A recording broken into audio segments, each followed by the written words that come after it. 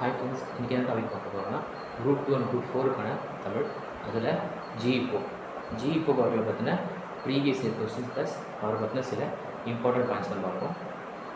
First இவரை பற்றின important points பார்த்துட்டு அதுக்கப்புறம் கொஸ்டின்ஸ் பார்ப்போம்.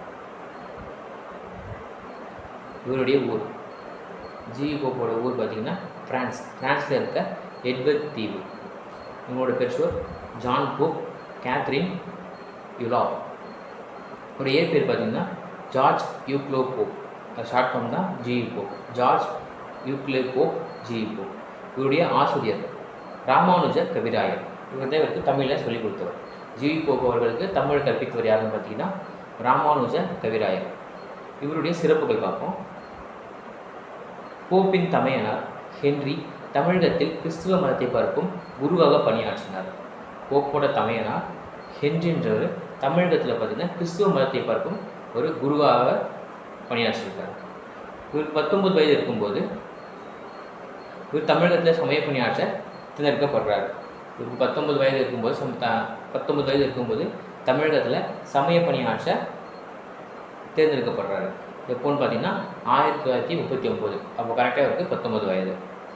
பாய்மர கப்பலில் சென்னை வர மொத்தம் 8 மாதம் ஆகுது. பாய்மர கப்பலில் சென்னை வரத்துக்கு 8 மாதம் ஆகுது. அதில் பார்த்திங்கன்னா அவர் தமிழையும் வடமொழியும் கற்றார். இந்த 8 மாதத்தில் தமிழையும் ப்ளஸ் வடமொழியும் கற்கிறார். முதல்ல சென்னை சாந்தோம் பகுதியில் இருக்க ஃபஸ்ட்டு பார்த்திங்கன்னா எங்கே ஒர்க் பண்ணுறாருன்னா சென்னை சாந்தோம். அதுக்கப்புறம் திருநெல்வேலி சாயர்புரத்திலும் சமய பண்ணி ஆட்சியார். எப்போன்னு பார்த்தீங்கன்னா 1842 1849 வரைக்கும் சாயர்புரத்தில் பள்ளிகளை நிறுவுறாரு. திருநெல்வேலியில் பார்த்திங்கன்னா பள்ளிகளையும் நிறுவுறாரு.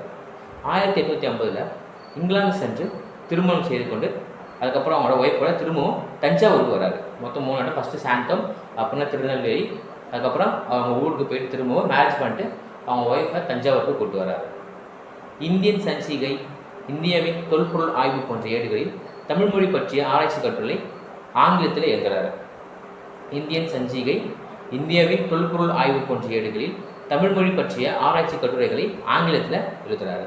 இக்கட்டுரைகளில் புறநானூறு, புறப்பொருள் வெண்பாமாலை, தமிழ் புலவர் வரலாறும் இடம்பெற்றிருந்தன. அடுத்து நீதி நூல்களில் இருந்து பொறுமை, சினமின்மை, நட்பு முதலானவற்றில் 600 செயல்களை எடுத்து சொயுட்கலம்பகம் என்னும் நூலை தொகுத்ததோடு அதற்கு விளக்கமும் தந்தார். 600 செயல்களை எடுத்து தமிழ் செய்யுட்கழகம் என்ற நூலை எழுதுனது யாரும் பார்த்தீங்கன்னா ஜிஇப்போ. அதுக்கு விளக்கமும் தராரு. தமிழ் செய்யுட்கழகம் மொத்தம் 600 பாடல்களை கொண்டது. தமிழ், ஆங்கிலம், தமிழ் அகராதிகளையும் வெளியிட்டார். தமிழிலிருந்து ஆங்கிலம், அடுத்து ஆங்கிலத்திலிருந்து தமிழ் போன்ற டிக்ஷனரியை வெளியிட்டார். 1858 உதகமண்டலம் சென்று அங்கே ஒரு பள்ளியை நிறுவுறாரு. ஃபஸ்ட் ஆல்ரெடி திருநெல்வேலி சாயர்புரத்தில் பண்ணியிருப்பார். அதுக்கப்புறம் 1858 உதகமண்டலம் சென்று அங்கே ஒரு பள்ளியை நிறுவுறாரு. 1885 1885 1908 வரைக்கும் தாயகம் சென்று இங்கிலாந்து பல்கலைக்கழகத்தில் தமிழ் தெலுங்கு ஆசிரியராக பணியாற்றுறாரு. அவங்களோட ஊருக்கு போயிட்டு தமிழ் தெலுங்கு டீச்சராக இருக்கார். திருக்குறளை 40 ஆண்டுகள் படித்த பின்னர் 1886 திருக்குறளை ஆங்கிலத்தில் மொழிபெயர்க்கிறார். ஜிஇப்போ ஆங்கிலத்தில் திருக்குறளை எப்போ மொழிபெயர்க்கிறாருன்னா 1886. இதற்கு அவருக்கு 40 வருஷம் ஆயிருக்கு. 1900 திருவாசகத்தை ஆங்கிலத்தில் மொழிபெயர்க்கிறார். 1896 திருக்குறள், 1900 திருவாசகம். புறப்பொருள் வெண்பாமாலை, புறநானூறு, திருவருட்பயன் முதலிய நூல்களையும் பதிப்பித்தவர் ஜிஇப்போ. புறப்பொருள் வெண்பாமாலை, புறநானூறு, திருவருட்பயன் முதலிய நூல்களையும் பதிப்பித்தவர். தமது கல்லறையில் இங்கே ஒரு தமிழ் மாணவன் உறங்கிக் கொண்டிருக்கிறான். உறங்கிக் கொண்டிருக்கிறான் என்று எழுத சொன்னவர் ஜிஇப்போ. தருக்கம் என்பதன் பொருள் அறிவாய்வு, தத்துவம் என்பது பொருள் மெய்யறிவு. இவரை பற்றின கொஸ்டின்ஸ் பார்ப்போம். ஜிஇப்போ திருக்குறளை எப்போ ஆங்கிலத்தில் மொழிபெயர்த்தாருன்னு கேட்குறாங்க. இப்போ தான் பார்த்துருக்கோம். 1886.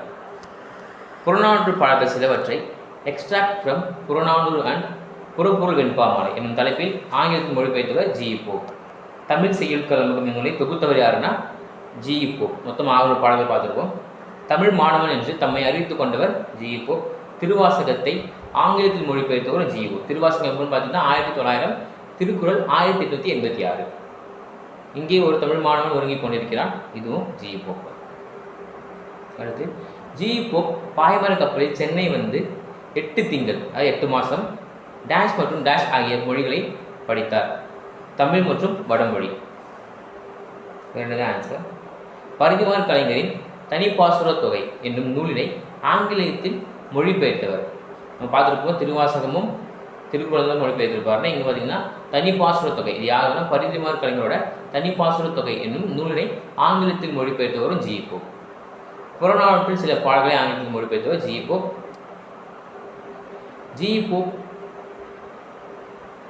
ஜி போப் அவர்கள் திருக்குறளை எத்தனை ஆண்டுகள் படித்து சுவைத்தார்? 40 ஆண்டுகள். அதுக்கப்புறம் தான் அதை டிரான்ஸ்லேட் பண்ணியிருப்பார்.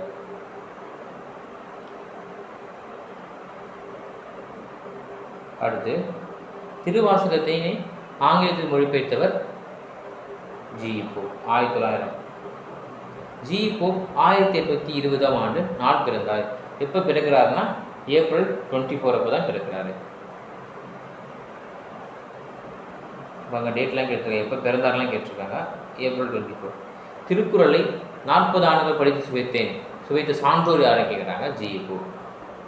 தன் கல்லறையில் இங்கே ஒரு தமிழ் மாணவன் ஒருங்கிக் கொண்டிருக்கிறான் என்று பொறிக்க வேண்டும் என்று விரும்பியவர். எந்தோட ஆசை அதுபடி அவங்களும் செஞ்சுருப்பாங்க. ஜி போப் அவர்கள் தான். ஜி போப் திருவாசகத்தை எந்த மொழியில் மொழிபெயர்த்தார்? ஆங்கிலம். தமிழ் டு ஆங்கிலம். திருக்குறளையும் திருவாசகத்தையும் ஆங்கிலத்தில் மொழிபெயர்த்த ஜி போப் எந்த நாடு தான் பார்த்துருக்கோம்? France, Canada. இருந்தும் இரவாது வாழும் தமிழ் மாணவர். அவர் தமிழ் உள்ளங்களில் இன்று வாழ்கின்றார். யாருன்னா ஜி போப். ஜி போப் தொகுத்த நூலின் பெயர் தமிழ் செயல் கலம்பகம். ஜி போப் அவர்களுக்கு தமிழ் மீது பற்று உண்டாவதற்கான காரணமாக இருந்த நூல் எது பார்த்தீங்கன்னா புறநானூறு. திருக்குறள் போற்றக்கூடாது, புறநானூறு. ஜி போப் அவர்களுக்கு தமிழ் மீது பற்று உண்டாவதற்கான காரணமாக இருந்த நூல் எதுனா புறநானூறு.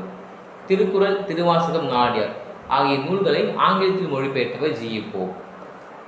திருவாசகம் யாரால் ஆங்கிலத்தில் மொழிபெயர்க்கப்பட்டது? G Pope.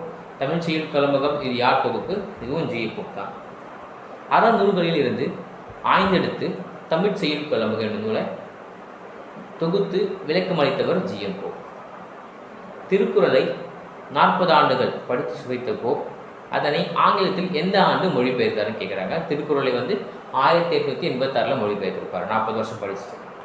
அடுத்து இங்கே ஒரு தமிழ் மாணவன் ஒருங்கிக் கொண்டிருக்கிறான் என தம் கல்லறை எழுத வேண்டும் என விரும்பியவர். இதுவும் ஜி போப். இந்த கொஸ்டின் அடிக்கடி ரிப்பீட் ஆகுது இருக்கு. தமிழ் செயல் கலம்பகம் ஆசிரியர் ஜி போப். வேறு கொஸ்டின்ஸ் முடியுது. அதிகமாக ரிப்பீட் ஆனதை பார்த்தீங்கன்னா இங்கே ஒரு தமிழ் மாணவன் ஒருங்கிக் கொண்டிருக்கிறான் ப்ளஸ் திருக்குறளை எப்போ மொழிபெயர்த்தார்?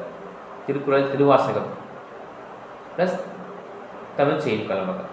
இதெல்லாம் அதிகமாக ரிப்பீட் ஆகிருக்கு. இதோட முடியுது. தேங்க்யூ.